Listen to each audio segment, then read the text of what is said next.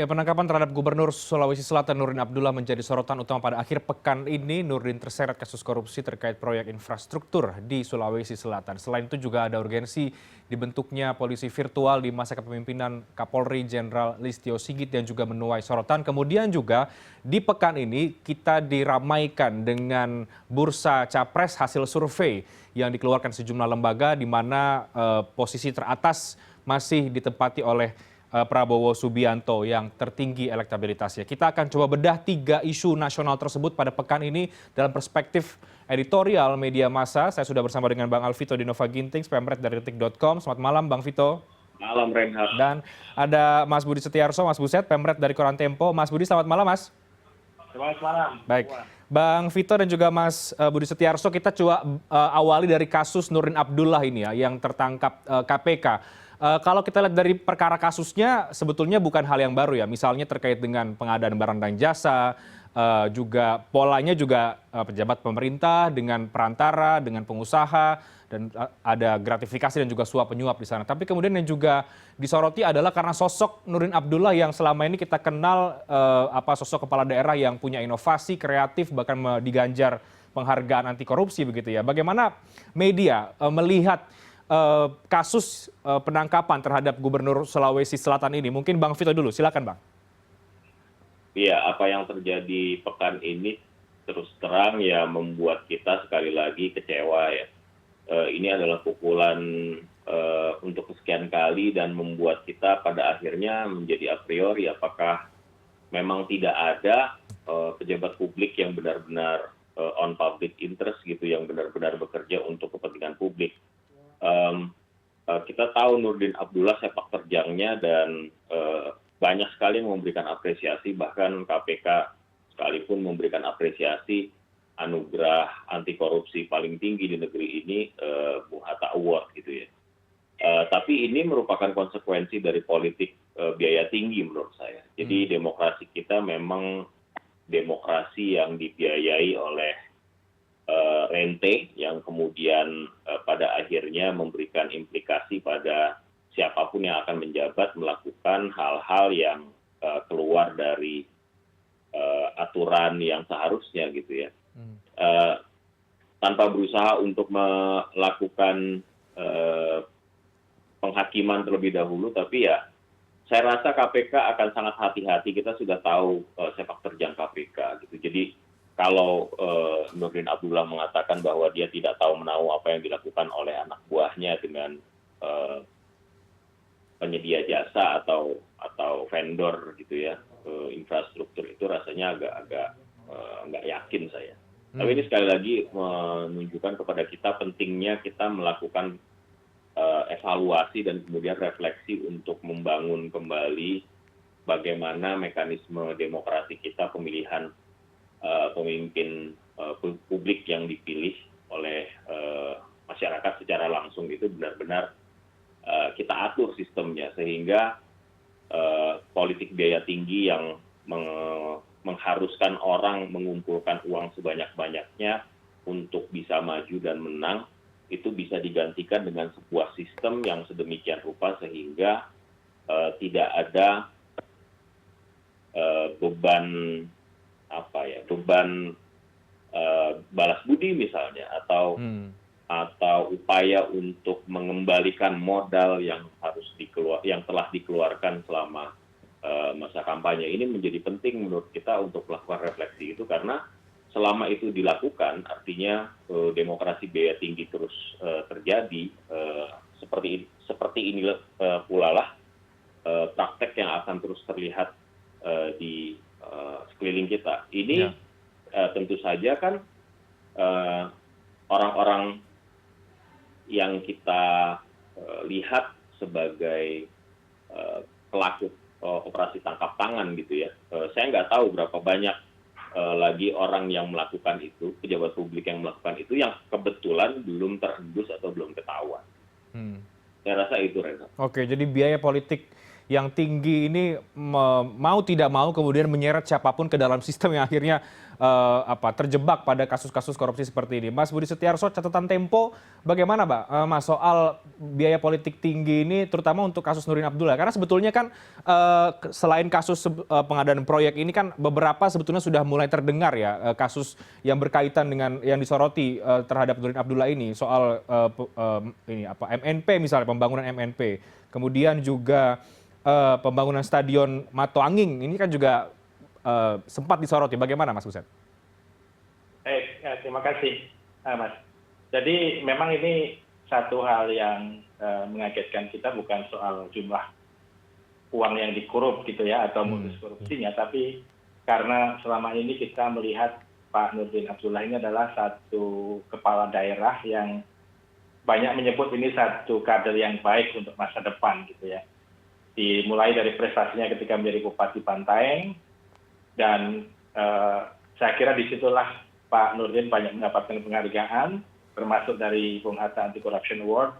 Dan waktu itu saya harus mendeklarasikan bahwa pada tahun 2017 Tempo juga memberikan satu penghargaan buat Pak Nurdin sebagai salah satu bupati yang inovasinya memang baik. Nah, sebetulnya kan penghargaan semacam ini kami buat sebetulnya ya untuk memagari pemimpin atau kepala-kepala daerah itu agar juga mereka semacam punya beban gitu ya, bahwa mereka adalah tokoh yang sudah dipilih, sudah di-endorse untuk menjadi tokoh anti korupsi. Ya kami berharap ini sebetulnya menjadi pagar buat mereka. Nah, bahwa kemudian ketika Pak Nurdin menjadi gubernur, kita melihat informasi-informasi yang sebaliknya, yang tidak sesuai dengan semangat anti korupsi, memang sudah mulai terdengar sejak paling tidak tahun lalu ya. Kami menulis di bulan September 2020, bagaimana ya mungkin belum masuk ke dalam definisi korupsi yang katakanlah jelas gitu ya, tapi ini ada semacam privilege buat orang-orang dekatnya Pak Gubernur waktu itu dalam satu proyek di penambangan pasir di Sulawesi Selatan. Nah, ini baik itu AMDAL-nya, baik itu perizinannya, itu memang dibuat secepat mungkin gitu ya. Perizinan cepat mungkin baik, tapi ini dibandingkan dengan perusahaan-perusahaan lain ini tidak wajar. Karena apa? Karena AMDAL-nya juga tidak diurus dengan proper gitu ya. Tapi ini kemudian mendapatkan penambangan dan bahkan kemudian di-backup oleh satu kesatuan, sehingga ketika demonstrasi terjadi antara masyarakat yang karena penambangan pasir itu kemudian mata pencaharian mereka terancam, dari para nelayan, akhirnya ada satu kesatuan yang membackup. Nah, ini kan sebetulnya satu hal yang memang tidak sesuai dengan semangat anti korupsi yang kita harapkan dari awal ketika memberikan endorsement atau mungkin penghargaan buat Pak Nurdin gitu. Nah, apakah ini kaitannya dengan biaya politik yang tinggi? Saya terus terang belum memiliki satu hasil kajian gitu ya. Yang jelas kan betul mungkin ketika para kepala daerah itu mendapatkan tiket pencalonan, itu ada kewajiban-kewajiban untuk katakanlah biaya kampanye atau biaya logistik untuk partai gitu ya. Ya mungkin beberapa ada juga yang yang disebut sebagai mahar gitu. Tapi saya terus terang belum memiliki kajian atau studi yang menunjukkan hubungan tersebut ya. Kalau yang sudah ada studinya kan hubungan antara money politik dengan terpilihnya seseorang ya, ini yang dibuat oleh misalnya oleh Burhanuddin Muhtadi. Tapi untuk yang apakah korupsi yang tinggi di kalangan kepala daerah ini berhubungan dengan biaya politik tinggi, yang itu saya belum terlalu clear gitu. Tapi gini, kalau saya melihat sebetulnya umumnya ya ini pun sebenarnya belum ada kajian ya. Umumnya ada beberapa orang yang punya target jangka panjang gitu ya, misalnya untuk naik ke pemimpin dengan level yang lebih tinggi, ya misalnya dari bupati ke gubernur atau mungkin gubernur kemana gitu. Ya ada semacam tendensi untuk dalam tanda kutip mencoba selain tentu saja menggalang suara juga menggalang logistik, penggalangan dana. Nah, sekali lagi ini saya tidak bicara tentang Pak Nurdin. Saya belum tahu apakah dugaan korupsi ini yang melibatkan tadi ada kepala dinas, juga ada beberapa orang-orang dekat itu terkait dengan apakah itu ambisi untuk tahun mendatang atau tidak. Tapi yang jelas saya kira KPK memang harus melanjutkan ini ya. Kenapa? Karena sebetulnya ini kan kasus berbeda dengan apa yang kami tulis ya. Mungkin ada kasus-kasus lain yang juga bisa ditelusuri, yang juga berkaitan dengan Pak Nurdin gitu ya. Saya nggak tahu sejauh mana, tapi saya mendengar banyak info dari orang-orang di sana. Ya ini mestinya ditelusuri lebih jauh. Jangan dibatasi di lingkup-lingkup tertentu gitu ya. Seperti misalnya di kasus Bansos. Ini kan ada kesan membatasi di orang-orang tertentu sehingga pengembangannya ke level-level yang lain itu tidak berjalan mulus gitu ya. Ada yang misalnya ada namanya tersebut dalam gelar perkara, tapi di berkas dakwaannya tidak muncul. Ini saya berharap sih dalam kasus di Sulawesi Selatan ini, saya kira kita mesti harus menjadikan ini sebagai pintu masuk untuk mengungkap sejauh mana sih hubungan antara korupsi kalau terbukti ya dengan tadi yang disebut sebagai biaya politik yang tinggi itu. Ini saya kira menarik sekali dan kita sudah melihat berapa kali ya Sulawesi Selatan mungkin baru yang pertama kali, tapi kalau misalnya di Riau ya, Sumatera Utara, itu kan beberapa kepala daerah berurutan sudah juga masuk ke dalam proses hukum gitu ya. Ya sebagian sudah inkrah bahkan untuk dijadikan narapidana. Gitu. Ini mungkin dari saya itu Mas.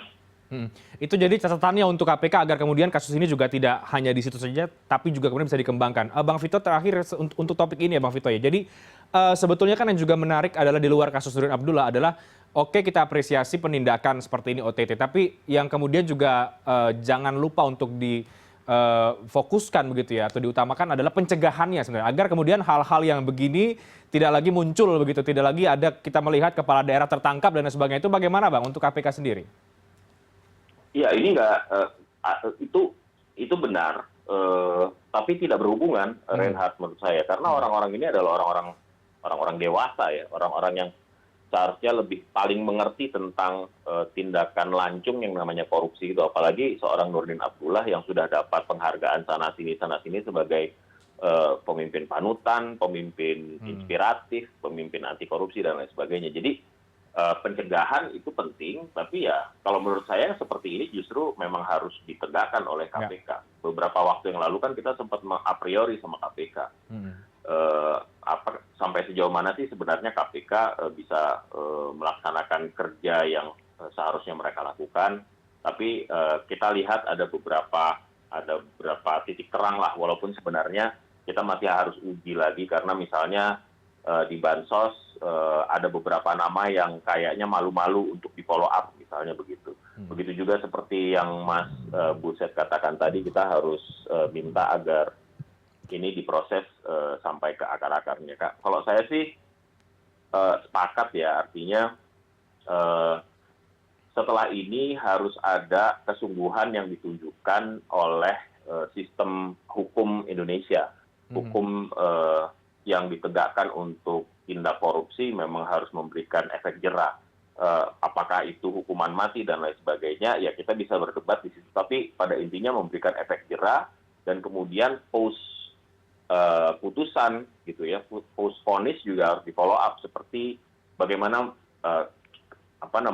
sepak terjang mereka di lapas misalnya, karena banyak sekali orang yang dimasukkan ke penjara tapi tetap kaya di lapasnya, tetap berleha-leha dan lain sebagainya. Dan juga sebenarnya antisipasi dari sistem kepemimpinan di masa yang akan datang, sistem birokrasi yang benar-benar mengatur. Saya rasa sih memang sistemnya sudah diupayakan untuk diperbaiki terus-menerus ya, tapi kan tetap selalu ada celah ya. Jadi bagaimana caranya kita bisa melakukan kontrol secara ketat terhadap mereka-mereka ini. Justru mereka-mereka ini yang harus dikontrol dengan ketat, bukan rakyat. Kita akan masuk ke topik kedua soal politik virtual gitu ya. Jangan publiknya yang dikontrol terus-menerus sementara pemimpinnya punya celah untuk bisa melakukan kelancangan-kelancangan yang terjadi. Jadi Sekali lagi, sedikit, Mas. pencegahan itu penting, upaya untuk melakukan edukasi kepada publik tentang rusaknya sistem korupsi itu perlu terus diajarkan, terus disebarluaskan. Tapi penegakan menurut saya sekarang adalah saat yang krusial menurut saya. Oke, Mas Budi Setiarso ada tambahan, Mas? Ya, sedikit. Jadi mumpung ngomongin pencegahan, saya kira kalau memang itu adalah tagline-nya dari komisionaris sekarang, pemimpin sekarang, mungkin ya kalau ingin meninggalkan legacy itu bisa masuk sebetulnya adalah reformasi kepartaian ya. Kalau sekarang ini kan memang bertahun-tahun kita memasuki reformasi, satu hal yang belum tersentuh reformasi sebetulnya adalah di kepartaian. Dari dulu partai ya seperti ini gitu kan. Saya kira itu ya adalah ujung dari kalau tadi disebut biaya politik yang tinggi gitu ya. Ini kan semua hal memang dibentuk aturannya sedemikian longgar kan. Dulu misalnya ada kewajiban-kewajiban untuk melaporkan dana politik secara detail gitu, tapi apakah sekarang juga bisa dijalankan dengan proper, dengan ketat gitu? Saya kira kok nggak yakin. Jadi sebetulnya kalau memang tagline dari pimpinan KPK yang sekarang adalah pencegahan, artinya tentu kalau dari saya sih penindakan jauh lebih kuat dampaknya ya untuk mencegah orang. Ini bahkan orang ditangkepin aja masih, saya nggak masuk akal juga, masih berani untuk berkorupsi gitu ya. Nah, apalagi kalau penindakannya berkurang. Tapi kalau misalnya oke lah kita ikuti tagline dari pencegahan yang lebih kuat, saya kira masuk ke partai-partai politik ini, dibikin reformasi yang jelas, pola rekrutmen seperti apa, kemudian pola pendanaannya seperti apa. Dan kalau itu bisa dilakukan, ini saya kira keberhasilan Pak Firly dan kawan-kawan gitu. Karena memang selama ini partai politik sama sekali belum tersentuh reformasi yang sebetulnya sudah berlangsung hampir berapa? 20 tahun? Gitu, 20 tahun lebih malahan. Gitu. Oke, catatan sangat penting, reformasi di partai politik. Kita harus break dulu, Bang Vito dan juga Mas Buset. Di segmen berikutnya kita coba bahas tadi yang sudah disampaikan juga oleh Bang Vito. Ini upaya untuk mengontrol ada polisi virtual. Dikhawatirkan ini membatasi kebebasan lagi-lagi. Ini kekhawatiran yang berlebihan atau memang ini satu hal yang perlu menjadi perhatian bersama soal polisi virtual ini oleh polisi. Kita akan bahas nanti di editorial view segmen berikutnya. Kami akan segera kembali sesaat lagi.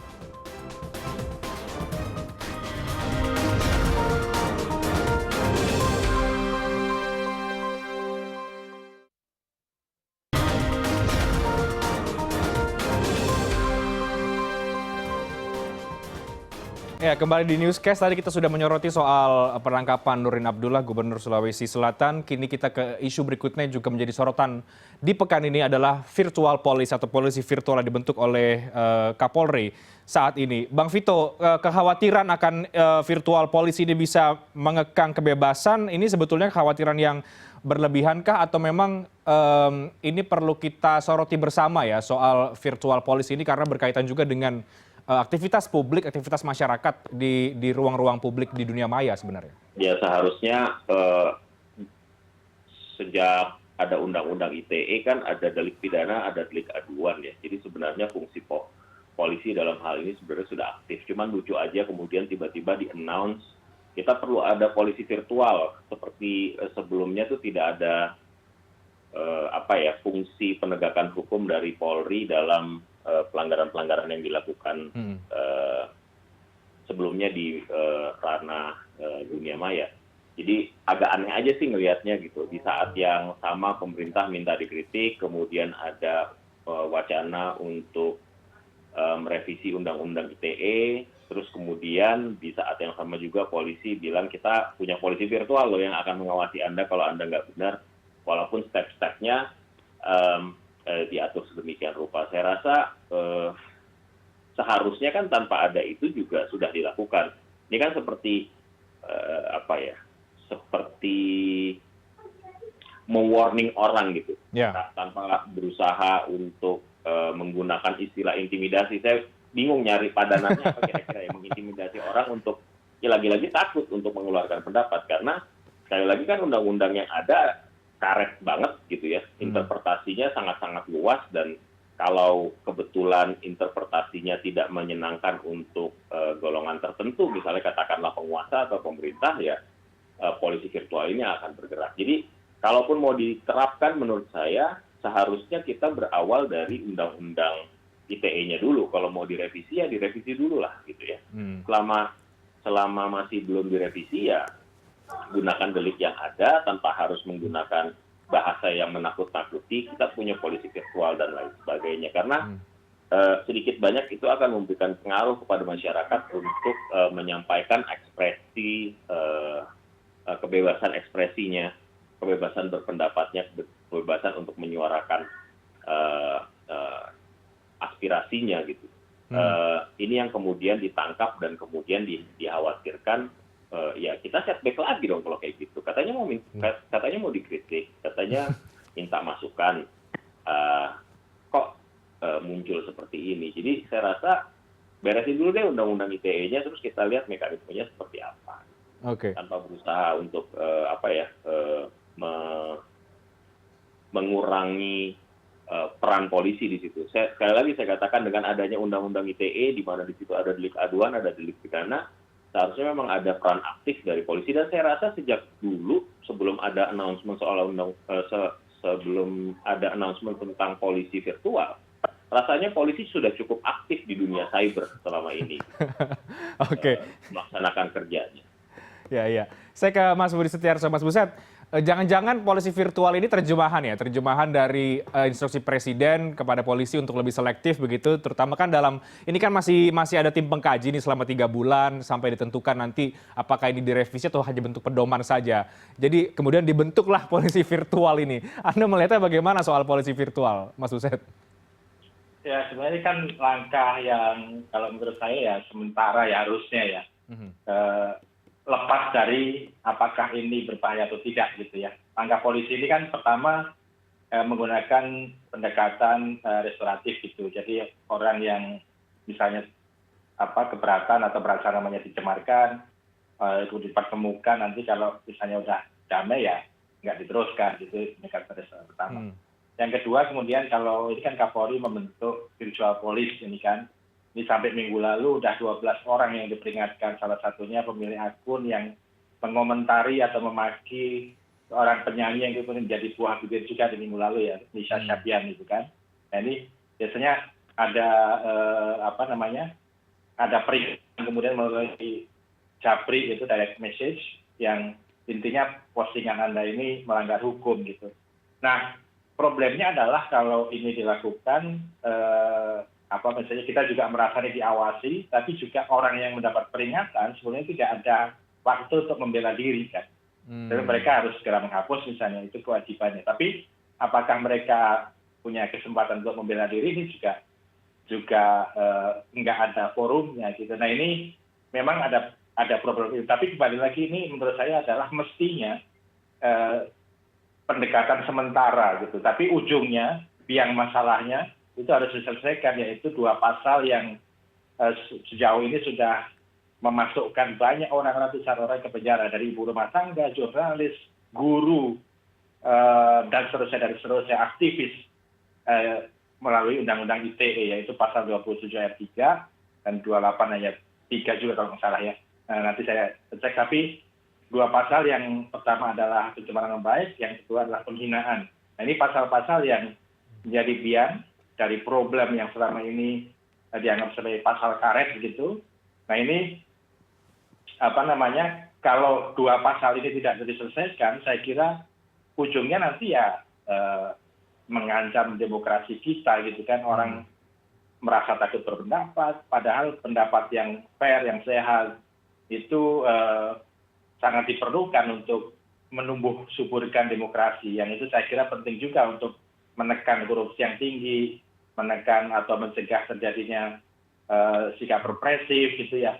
Nah ini kalau itu sendiri tidak diakomodasi, tidak diberi ruang, maka sebetulnya itu juga membahayakan kedaulatan bangsa kita. Nah ini sekali lagi, kalau menurut saya pendekatan apakah itu virtual police atau pendekatan restoratif itu harusnya menjadi pendekatan sementara sambil menghapus 2 pasal itu ya, 2 ayat ya. 2 ayat yang ada di dalam Undang-Undang Informasi dan Transaksi Elektronik. Nah ini kan memang perlu waktu gitu untuk dibahas di DPR, kemudian juga menyiapkan rancangannya. Tapi kalau dua ayat ini kemudian dihapuskan, saya kira problemnya akan selesai gitu. Karena sekali lagi, apa sih bahaya dua ayat ini? Pertama adalah ancaman hukumannya sangat tinggi, bahkan lebih tinggi daripada pasal di KUHP yang itu pun dulu dikritik warisan Belanda, menekan kebebasan orang berpendapat. Tapi ini undang-undang ITE justru lebih tinggi hukumannya gitu ya. Nah, versinya pemerintah kan kenapa begini? Karena penyebaran pelanggarannya itu lebih luas karena menggunakan internet. Nah, apakah itu hitung-hitungannya seperti itu? Itu kan enggak juga seperti itu mestinya ya. Nah, ini kalau dua ayat itu dihapuskan, kemudian barangkali yang sekarang kasusnya sedang berjalan diputihkan gitu, dan nantinya mestinya itu laporan-laporan juga diselektif gitu, ditanganinya dengan pendekatan restoratif, dan pendekatan itu sekali lagi menurut saya harusnya sementara. Oke, harusnya sementara sampai kemudian ada kejelasan apakah kemudian Undang-Undang ITE ini apakah akan direvisi atau hanya dibuat bentuk pedoman saja, karena kan masih dikaji oleh... Ujungnya sih harusnya direvisi. Makanya saya bilang kan dua ayat itu harusnya dihapus. Kalau statementnya Pak Presiden kan kita harus mengingat kembali ya, kalau ada pasal-pasal yang dianggap membahayakan demokrasi atau apa tepatnya, tapi kurang lebih seperti itu, ya saya akan mengusulkan agar revisi. Katanya revisi loh. Jadi mestinya bawahan yang taat akan mengikuti pimpinannya kan. Alih-alih membuat interpretasi gitu, ya harusnya langsung melakukan persiapan revisi. Dan orang sudah jelas kan dua ayat itu yang selama ini bermasalah gitu. Ratusan orang sudah masuk penjara, bahkan hanya karena memasang status di katakanlah WhatsApp gitu. Kalau dulu ada ya satu orang aktivis di Sulawesi Selatan dimasukkan penjara hanya gara-gara menulis status di BlackBerry Messenger. Nah, ini kan terlalu berlebihan menurut saya ya. Dan kalau kita ingat statusnya itu pun sebenarnya nggak mencemarkan nama baik, karena dia menyebut tidak takut pada koruptor X gitu ya. Dan X ini memang udah narapidana, udah pernah dipenjara karena kasus korupsi, kan harusnya mana pencemaran nama baiknya kan gitu. Tapi ini tuh dipenjara, ditahan lah setidaknya, walaupun kemudian dibebaskan, tapi trauma yang dialami saya kira sangat dalam, dan ini harus menjadi pelajaran lah. Harusnya dua ayat itu yang jadi biang harusnya dihapuskan. Oke, Bang Vito juga menyoroti ya, ketika undang-undangnya ini masih belum jelas dan memang ujungnya yang diharapkan adalah direvisi, tapi kemudian muncul si polisi virtual ini. Kalau kita melihat juga kan sejumlah respon dari para pegiat sosmed begitu ya, pengamat ini melihat polisi virtual ini justru jadi bagian juga dari pemerintah untuk seolah-olah ingin mengawasi dari berbagai sisi begitu ya, terutama juga di jagat media sosial misalnya atau di ranah digital. Selain implikasinya membuat ketakutan akan kebebasan berpendapat di ranah digital, ini apakah juga Bang Vito melihat ini juga bisa menimbulkan kebingungan yang lain lagi di tengah masyarakat ketika ini parameternya apa kemudian yang disebut pelanggaran atau ini disebut berpotensi melanggar Undang-Undang ITE, itu bagaimana Bang? Ya, sebenarnya kalau ditanya pedomannya apa, saya rasa pedoman gampang dicari ya. Apalagi kalau misalnya ada pasal-pasal karet yang Pak Mas Budi sudah mention tadi gitu. Itu akan dengan sangat mudah lah kita bisa mengkonstruksi kasus gitu sebagai pelanggaran dari Undang-Undang ITE. Tapi yang saya kasihan sebenarnya polisi. Polisi ini kan sekarang lagi disorot. Banyak kritikan yang semakin mengemuka, bahkan sejumlah tokoh besar itu sudah mulai bersuara, Pak JK, Iwan Fals bahkan gitu ya, dan lain sebagainya. Saya nggak bisa sebut satu persatu, yang meminta kepada polisi untuk ada di tengah gitu. Nah, kalau kemudian virtual police ini kemudian muncul, apakah sifatnya akan adil? Apakah orang-orang yang menyuarakan kritik terhadap pemerintah atau bahkan hinaan, cercaan, celaan, dan lain sebagainya diproses, sementara yang berasal dari pihak yang simpati terhadap pemerintah dapat melenggang begitu saja. Nah ini kan sekali lagi kan upaya untuk restoratif justice seperti yang Mas Budi katakan itu kan syaratnya adalah polisi objektif dan tidak dalam tekanan, gitu ya, dalam tekanan kekuasaan karena dia juga bagian dari pihak yang berkuasa misalnya gitu. Bagaimana kemudian mereka bisa menempatkan posisi itu. Jadi ya ini dilema sih menurut saya kalau virtual police ini diterapkan, polisi menunjukkan terlebih dahulu bahwa mereka ada pihak kanan diproses, benar-benar diproses sampai sejauh mana karena ini kan belum berakhir nih, saling lapor dan lain sebagainya kan belum berakhir. Terus sih, kalau saya pribadi menyarankan nggak usah pakai istilah-istilah yang ribet lah, nggak usah pakai istilah-istilah yang jelimet, bahkan wacana soal virtual police ini yang terlebih dahulu untuk tidak membuat upaya posisi yang adil dan objektif di mata hukum dalam konteks kebebasan berpendapat dan berekspresi. Gitu. Kita tunggu saja undang-undangnya direvisi dulu. Ya kalau misalnya belum direvisi, mungkin ada aturan turunan yang kemudian lebih memperjelas, atau yang paling gampang bisa pakai perpu juga kan sebenarnya itu. Pakai perpu untuk sementara undang-undangnya dibuat, perpu aja dulu dikeluarin pasal-pasal yang kira-kira membahayakan kebebasan demokrasi dan berekspresi, dikeluarkan dulu perpunya dan kemudian bisa diteruskan prosesnya. Gitu. Ketimbang ingar-bingar cerita soal virtual police. Sekali lagi, saya sih nggak yakin ya sebelumnya tidak ada virtual police sebelumnya gitu loh. Mekanismenya barangkali ya dibuat seperti itu. Walaupun juga sekali lagi akan ada celahnya orang yang kemudian sudah membuat kontennya, tidak ada upaya untuk pembelaan diri terhadap apa yang dia maksud dan lain sebagainya, terus diminta untuk take down gitu. Dan sekali lagi, itu kan interpretasi pada akhirnya gitu ya, interpretasi terhadap sebuah simbol gitu, interpretasi semiotik gitu ya, dan itu sangat-sangat subjektif seharusnya kalau menurut saya. Gitu. Bagaimana juga kemudian kita tanya kalau itu masuk ke ranah yang sifatnya benar-benar privat. Kalau sifatnya kita bertiga nih, Mas Buset, saya, Reinhard punya grup sendiri, kita ngobrol apa aja yang itu menjadi bagian dari pendapat kita. Karena kan selama ini kan email diproses juga, WA diproses juga, artinya ini ranahnya bukan ranah yang publik loh, bukan sosial media, tapi pesan private singkat, ya, pribadi. Aplikasi pesan singkat. Apakah bisa diproses juga? Padahal saya hanya menyampaikan pendapat itu kepada Anda berdua, dan Anda berdua paham posisi saya, standpoint saya. Tidak ada upaya untuk menciptakan kebencian, permusuhan, apalagi mengobarkan kebencian terhadap sesuatu kaum, suatu golongan, satu agama. Apakah ini bisa diproses juga?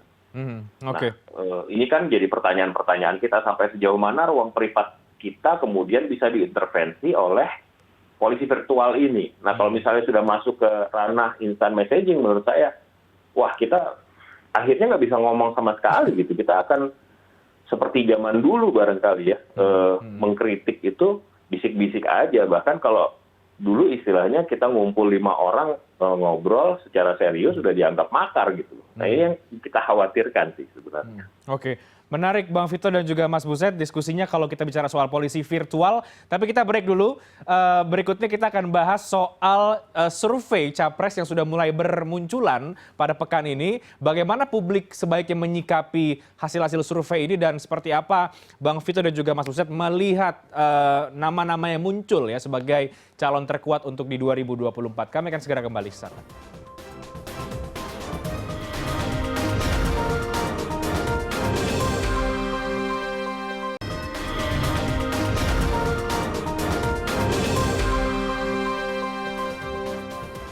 Ya, kita ke topik berikutnya, ini soal survei Capres. Meskipun 2024 sebetulnya masih jauh ya, tapi kalau bicara soal survei Capres dan nama-nama yang bermunculan diprediksi ini juga selalu menarik perhatian. Mas Budi Setiarso, dari Anda bagaimana melihat hasil-hasil survei Capres yang mulai muncul pada pekan ini? Ada nama Prabowo Subianto disebut paling kuat, kemudian juga ada nama-nama lain, Anies Baswedan, Ganjar, dan lain sebagainya. Apa yang menurut Anda menarik untuk dicermati? Baik. Jadi memang survei ini kan alat untuk mengukur popularitas, elektabilitas gitu ya. Ya saya melihat ini sebagai satu kegiatan yang wajar, ilmiah, untuk memetakan sebetulnya siapa sih yang kira-kira potensial untuk 2024. Tapi sebetulnya saya tidak terlalu tertarik untuk bicara tentang siapanya gitu ya. Tapi saya lebih tertarik bagaimana kita memberikan edukasi kepada publik.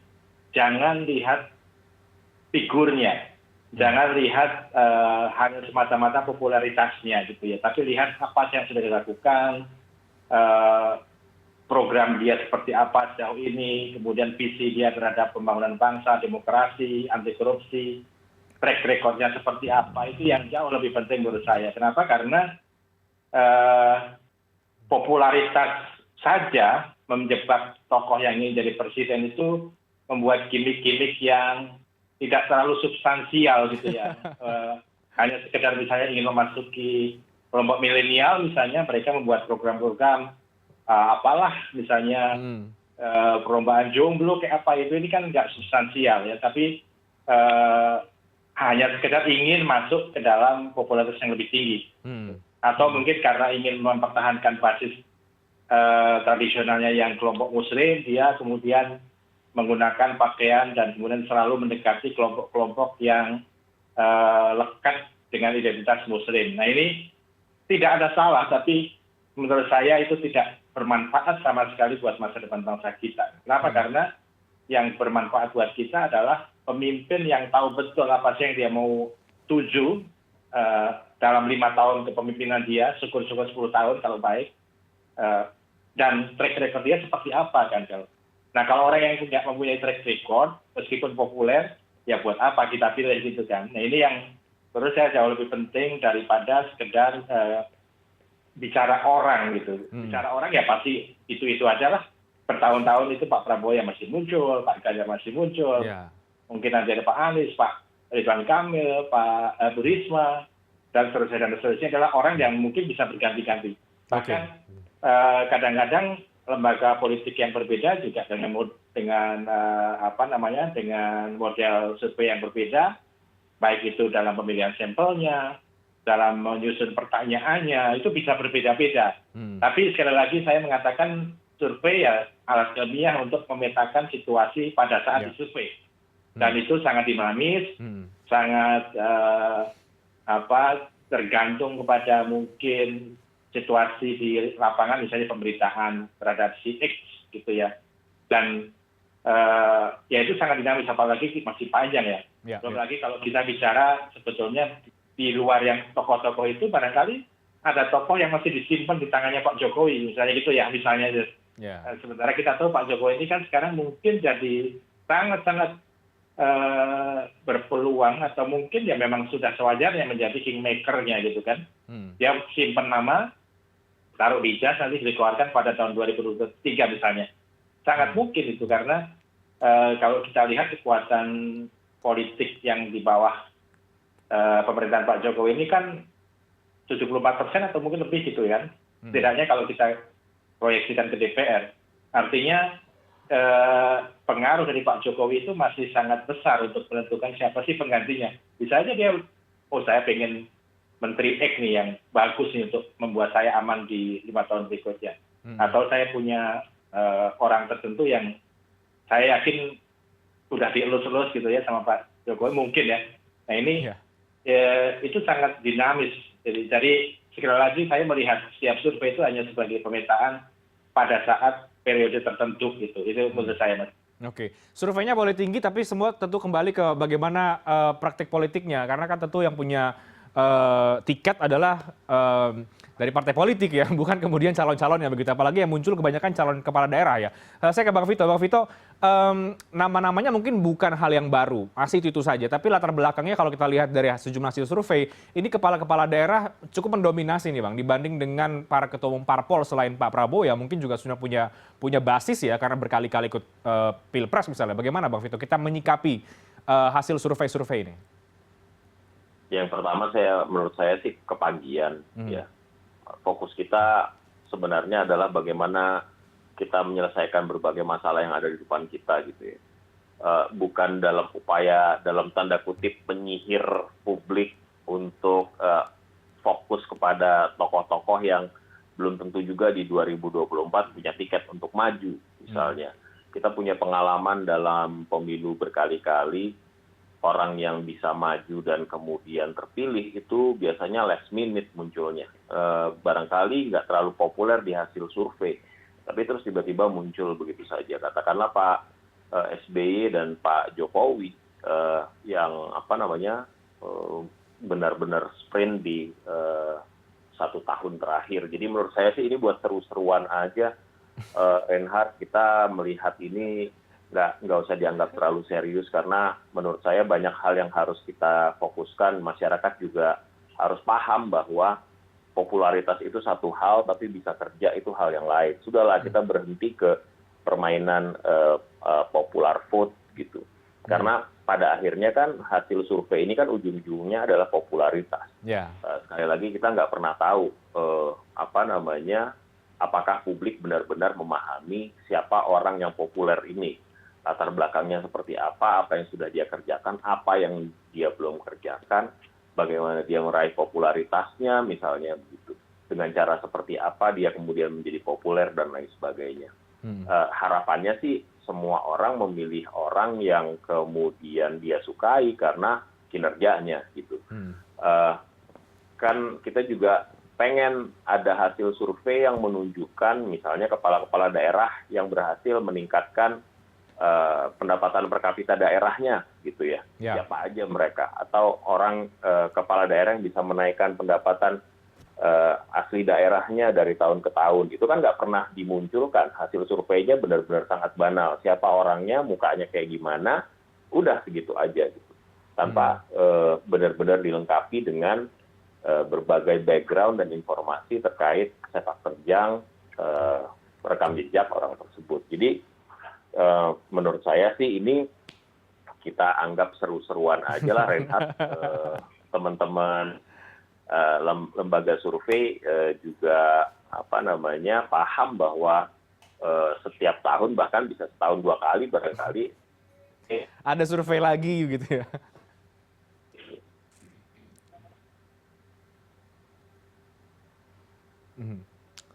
Oke.